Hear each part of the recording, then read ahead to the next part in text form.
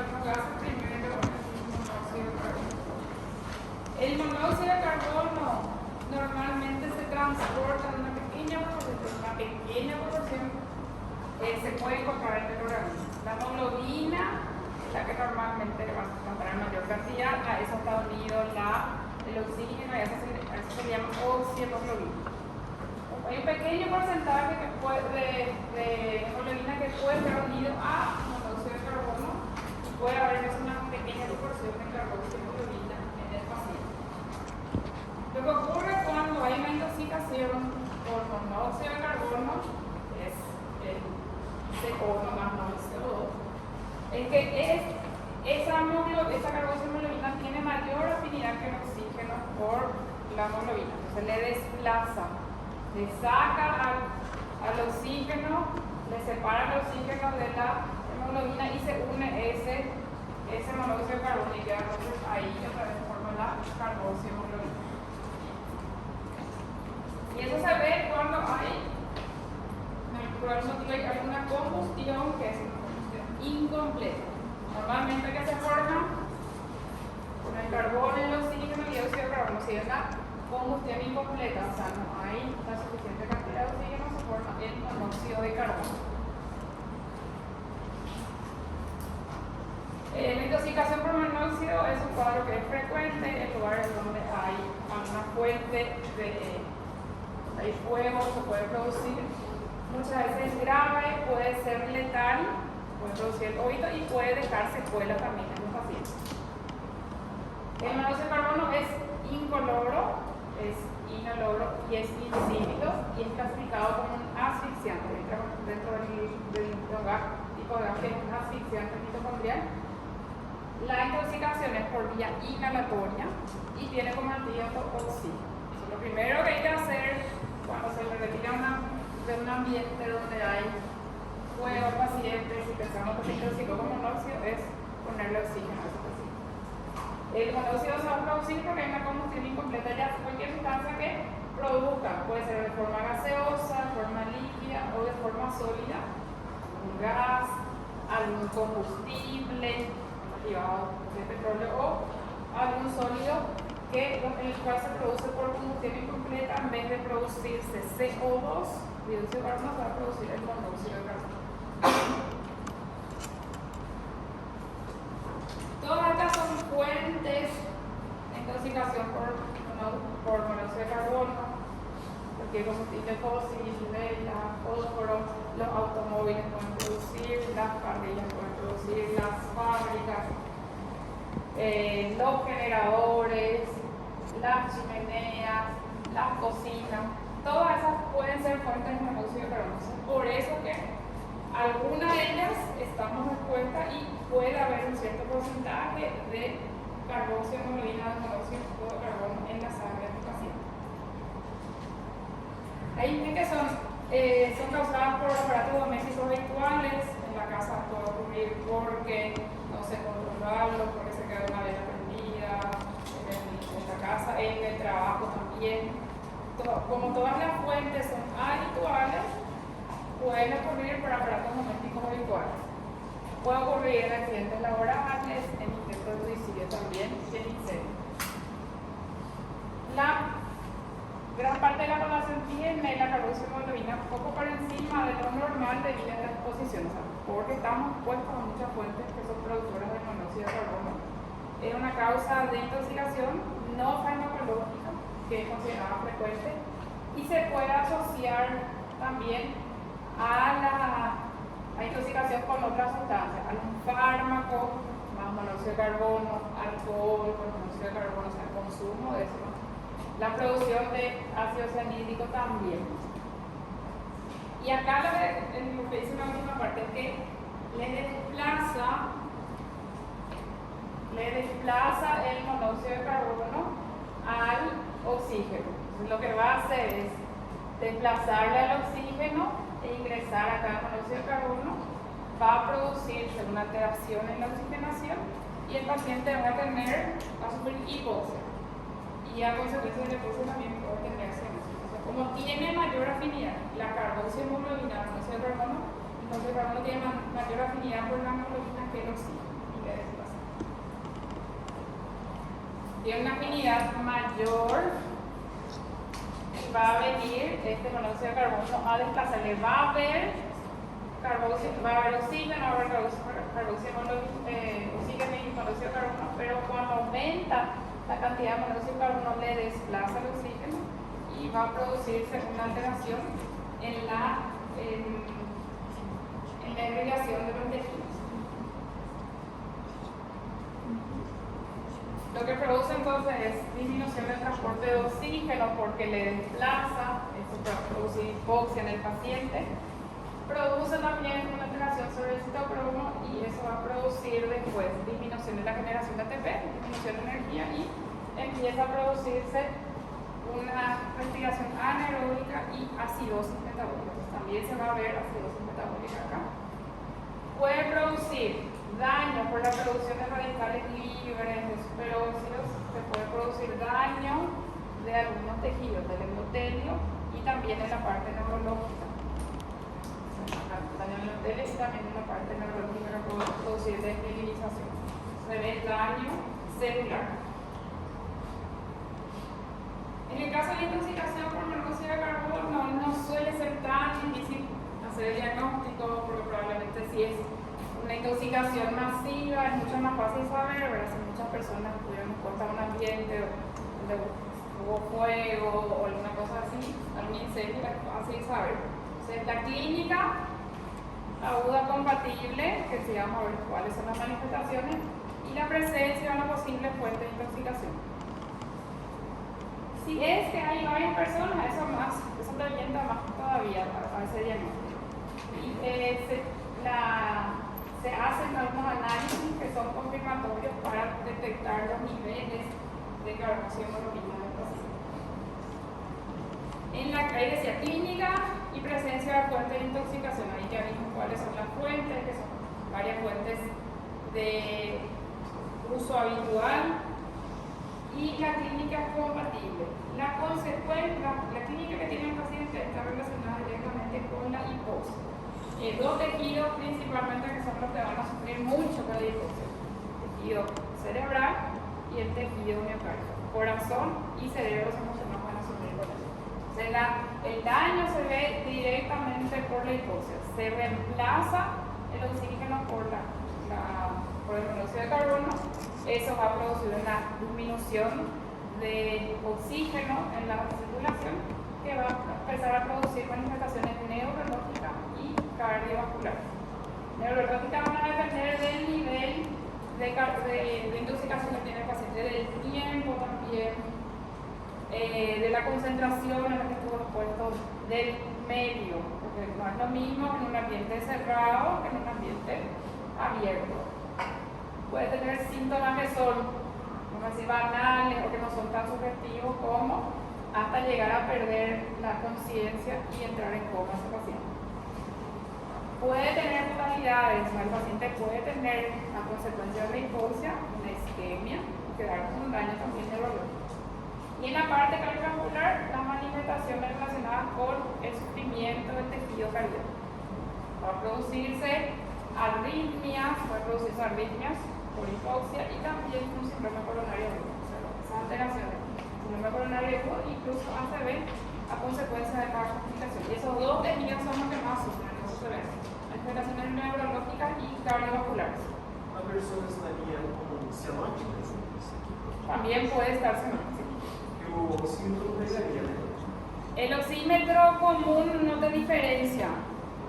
Te va a leer todos los tipos, el oxímetro común, todos los tipos de hemoglobina interpreta de la misma forma. Entonces, puede salir de una saturación alta en tu oxímetro, pero tu saturación por gasometría va a ser baja. El paciente no le falta el aire, no se ahoga. No tiene dificultad respiratoria, pero sí le puede faltar el aire, porque le desespera esa sensación al paciente. Pero generalmente no le produce síntomas irritantes, o sea, no va a tener chiado, chillido, nada de eso. Síntomas irritantes no, pero sí siente esa sensación de falta de aire. Estas dos manifestaciones son las principales. Estas manifestaciones son muy inespecíficas, pero estos dos se ven por sufrimiento hipoxia, afectación del miocardio, hipoxia, afectación del sistema nervioso central. Si la intoxicación en por concentraciones muy altas se puede producir ahí y luego también la muerte, el paro respiratorio del paciente. Síntomas neurológicos, cefalea, síncope, es la pérdida de conocimiento. La lipotimia es una sensación que tiene el paciente de que casi perdió conocimiento, pero no llega, pero recuerda lo que le pasó ahí.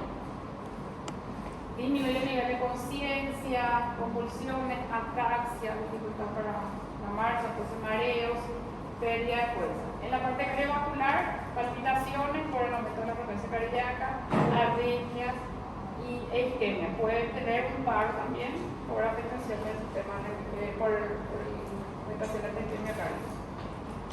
Estos son síntomas comunes: cefalea, mareo, náusea. Puede ser que el paciente no presente enseguida también. A veces no se van a consultar enseguida, considera que no es muy grave el cuadro, pero puede demorar un poquito para tener una manifestación del paciente. Acá suele poner en la parte, en las casas, en los lugares donde todavía se utiliza brasero.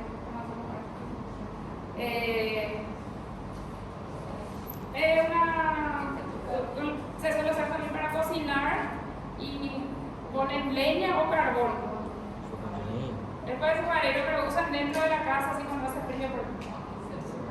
Es como para que sirve, pero con eso solo poner toda la intoxicación porque la gente usa así y en ese caso a veces demora para irse a consultar. Entonces tenemos ahí decía, clínica compatible, afectación neurológica y cardiovascular. Una fuente que puede ser sugestiva a intoxicación, y en la comparación de diagnóstico se hace por los niveles de carboxiemoglobina, la azometría o la cosimetría, esa era la diferencia, y la detección de monóxido de carbono en aire expirado. ¿Y cómo el paciente suele llegar al hospital? ¿Desmayado? Si es que algo, si es grave, si algunos se van después de varias horas y están con mareo, con náusea, con vómitos nomás, pero de hecho que llegan con pérdida de conciencia. El nivel de carboxiemoglobina que se puede medir por gasometría, con la gasometría, o por cosimetría, que el cosímetro era que tenía el dispositivo para medir los niveles de carboxiemoglobina. El pulso oxímetro, el saturómetro habitual no tiene. El que tiene es este, que tiene todo este dispositivo, y este sí puede sacar el valor de la carboxiemoglobina. O si no, se puede calcular también de manera indirecta los niveles. Estos niveles que están acá son los niveles que se ven en pacientes que no están expuestos a otras fuentes, y acá son los niveles que se ven en fumadores. O sea, el paciente fumador, cuanto mayor cantidad de cigarrillos fuma, mayor niveles de carboxiemoglobina tiene normalmente. Puede tener valores altos luego, dependiendo de la cantidad de cigarrillos que fuma. Y los síntomas se ven generalmente a partir del 10% de carboxiemoglobina. Empieza a tener síntomas entre 20 y 50, una intoxicación grave ya. Y mayor a 50%, si tiene nivel de carboxiemoglobina mayor a 50%, suele ser letal. Puede estar en coma, puede estar en paro. Entonces, el diagnóstico se confirma con el dosaje de carboxiemoglobina por oxímetro o por gasometría, o por el porcentaje del aire expirado, de monóxido de carbono en aire expirado. Este es un oxímetro. Este da un valor diferente. Este mide en otras medidas, que es el ppm, partículas por millón, pero acá abajo ya te sale a cuánto corresponde el porcentaje de carboxiemoglobina. De 2 ppm y va a 1% de carboxiemoglobina. Y en esto que era, con esta clase de paciente, esto mete el agua y ahí va a expirar. Porque hay un porcentaje de monóxido en aire expirado. Esta sigla significa eso que está acá. monóxido de carbono en el aire es, mira, eso se hace con el...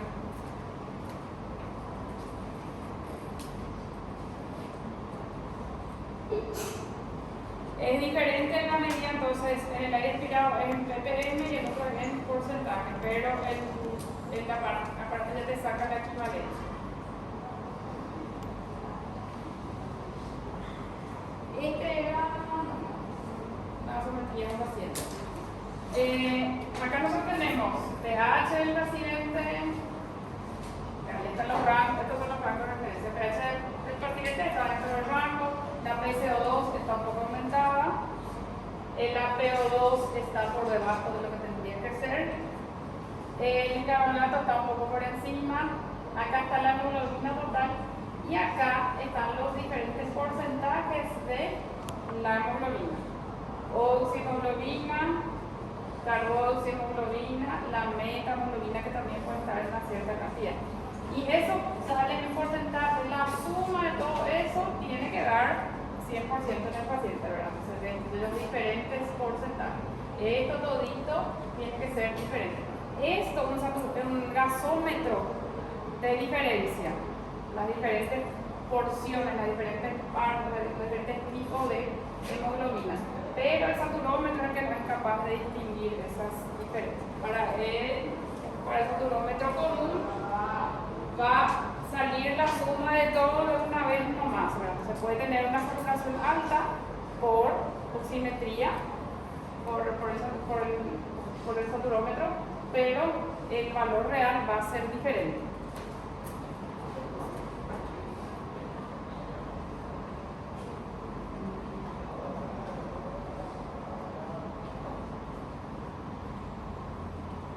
El síndrome neurológico tardío es una complicación que se puede ver en pacientes después de unos días ya, que puede producir alteraciones principalmente neuropsiquiátricas con alteración también en la parte cognitiva en el paciente, porque decía que se producía, que es asfixiante, que tenía afectación mitocondrial y producía lesión, producía afectación del endotelio y también desmineralización. Se pueden ver alteraciones con las que el paciente puede quedar o no, o sea, puede ser o no reversible en esa manifestación. Y no hay tampoco algo que prediga. No podemos saber que por esta situación el paciente va a presentar o por esta situación el paciente no va a presentar.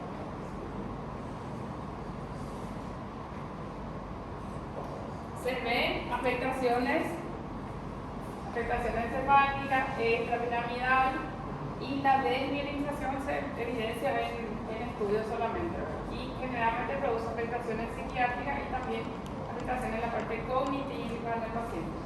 Pues ya tiene déficit de cálculo, alteraciones también en la lógica del paciente. Esa es una complicación que puede tener después de unos días o de una semana el paciente. El tratamiento se hace con oxígeno. Lo primero que se tiene que hacer es se le retira al paciente y se le pone el oxígeno, ya que dijimos que su antídoto es. Entonces, para competir con la carboxihemoglobina, con el monóxido de carbono, se le tiene que inyectar oxígeno al paciente. Se le tiene que dar con el dispositivo que tenga la mayor FiO2 posible. Y con mascarilla con reservorio. Los dispositivos. ¿Cuál es la FiO2 a la que nosotros estamos puestos? ¿Alguien recuerda? ¿Cómo? 21%. Sí. Los dispositivos diferentes, la cánula, la bigotera, eso sirve hasta 5 litros más o menos. Por eso ya no tiene mucha utilidad. Y por cada litro aumenta entre 3 y 4% la FiO2. O sea que ponerla a 1 litro te va a aumentar, por ejemplo, 24. Ponerla a 2 litros te va a aumentar a 28. Ponerla a 3 litros te va a aumentar a 32. No puede llegar a una FiO2 muy alta. Es el que menos FiO2 aporta. Después tenemos las mascarillas que son sin reservorio. Esos suelen servir generalmente por encima de esto. Algunos 3, otros a partir de 5 hasta 10 litros más o menos. Después tenemos los dispositivos con reservorio, eso pueden aportar un poquito más. Y después hay un dispositivo que es el Bentley más, que tiene un poquito más de CO2. Entre todo eso hay que elegir el que tiene el que pueda aportarle mayor cantidad de CO2, que puede ser la mascarilla con reservorio o otro dispositivo que se llama mascarilla de es lo que sin intubar al paciente va a tener para darle mayor cantidad de CO2. ¿Eso para qué? Para tratar de que pueda competir ese oxígeno con el monóxido de carbono, desplazarle y unirse a ese oxígeno. Es lo que, con el dispositivo que tenga que le pueda aportar mayor cantidad, en el caso de que no necesite intubarse. Ahora, si el paciente necesita intubación porque está en coma, porque está con convulsiones, porque está con mucha alteración de nivel de conciencia o que se fue un paro, ahí sí se va a hacer la intubación. Y la asistencia respiratoria mecánica, que es ambucearle o conectarle a un respirador. Otro tratamiento que se puede hacer es la administración de oxígeno hiperbárico, o sea, un oxígeno a una presión mayor también. Y eso se suele utilizar en intoxicaciones graves. Hay unas indicaciones específicas para la administración del oxígeno hiperbárico. Y corrección de trastornos ácido-base. ¿Qué alteración dijimos que podría haber? Acidosis metabólica. También corregir eso. Porque lo que se busca acá es tratar de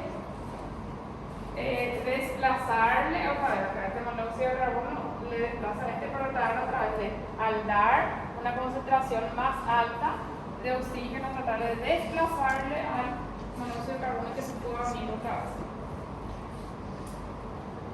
Hay una indicación específica de oxígeno hiperbárico, pérdida de conciencia, alteraciones neurológicas, disco cardiovascular, acidosis grave también, la edad del paciente con una posición mayor o igual a 24 horas, en pacientes embarazadas, que no hay una indicación clara, pero generalmente las pacientes embarazadas y los niños se consideran que son de gravedad de por sí. Estas son algunas indicaciones para el oxígeno hiperbárico. No está disponible en todos los lugares, si no tenés eso, administrar oxígeno con el dispositivo con el que cuente, o si es necesario intubar, se intuba y se le conecta el respirador al paciente. Criterios de gravedad son criterios analíticos, que son dos: acidosis, ya sea metabólica o láctica, y valores elevados, yo no pregunto valores, sino que valores elevados de carboxiemoglobina, valores elevados de carboxiemoglobina o acidosis. En la parte clínica, manifestaciones neurológicas y cardiovasculares son consideradas también de gravedad. Si el paciente llega a perder conocimiento, si presenta alguna arritmia, esas son manifestaciones de gravedad, y evidentemente un paro también. Niños y embarazadas siempre se consideran de gravedad, eso no hace falta mirar ningún criterio, se le tiene que incluir a niños y embarazadas a gestantes como pacientes de gravedad, sí, se tiene que estar como paciente grave. Se tiene en cuenta el criterio clínico y analítico. Clínico, valores de carboxiemoglobina, analítico, valores de carboxiemoglobina y acidosis, y clínico, manifestaciones neurológicas como pérdida de conocimiento, convulsiones y cardiovasculares, arritmias y dolor de pecho, angina de pecho o paro. Doutor, a intoxicação por monóxido de carbono não diminui a afinidade da hemoglobina com o oxigênio? Sí, pero vos por eso tenés que dar una concentración más alta para que compita.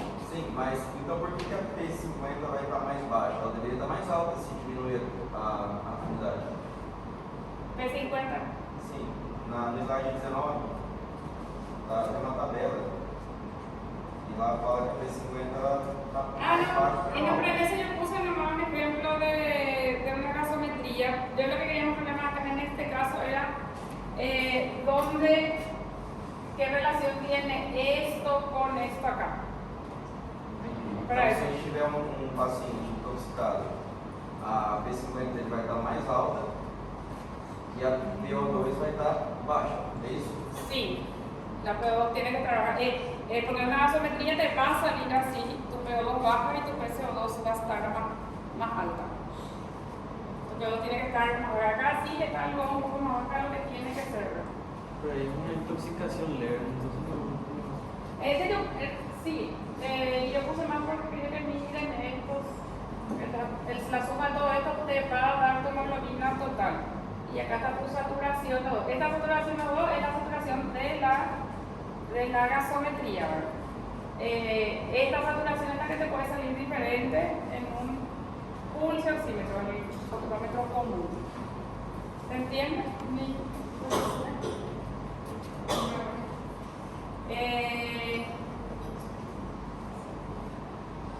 Bueno, entonces tenemos criterio clínico, afectación neurológica, cardiovasculares y el nivel de carboxiemoglobina. Niñas embarazadas siempre van a ser graves. Una medida que hay que tener en cuenta, lo primero, retirarle al paciente, evaluarla si rápidamente el paciente ahí, es ponerle ya si se puede, RCP si necesita, si se puede hacer un electro, si se tiene para hacer, se hace, ¿verdad? Le va a ayudar ya, ¿verdad? Hay que monitorizar la parte cardíaca y neurológica. ¿Tiene arritmia o no tiene arritmia? ¿Está con dolor de pecho? La parte neurológica, nivel de conciencia, es lo que hay que ver, cómo está el nivel de conciencia del paciente. Si el paciente está en coma, el paciente va a tener que ser intubado también. Entonces tiene que hacer, acá se hace algo más rápido en el paciente. Acá, una vez que llega al hospital ya, se hace toda la anamnesis, la exploración la exploración del paciente ya más detallada y se hacen todos los estudios, la determinación de la carboxiemoglobina, el electro, todos los otros estudios también. Y se tiene que ver si es necesario o no hacer, si amerita al paciente, si lo es un criterio para una terapia de oxígeno hiperbárico, pero que no siempre hay todos los lugares. Entonces, esas son algunas medidas que se tienen que tener. Pero lo primero que hay que hacer es sacar al paciente y ponerle oxígeno. Retirar al paciente y oxígeno en la mayor concentración que se pueda del paciente.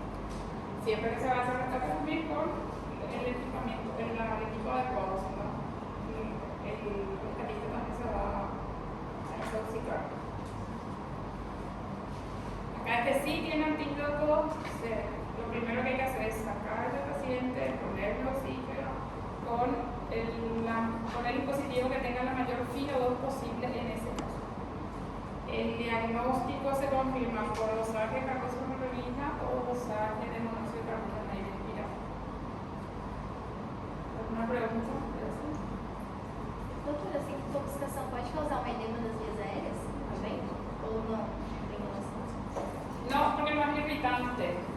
Los otros gases, después vamos a ver otros gases que son irritantes, ellos sí pueden producir irritación con afectación de vías respiratorias altas o también edema pulmonar, pero el monóxido de carbono no produce, no va a tener, no le va a picar, no va a producir lagrimeo, nada, es diferente.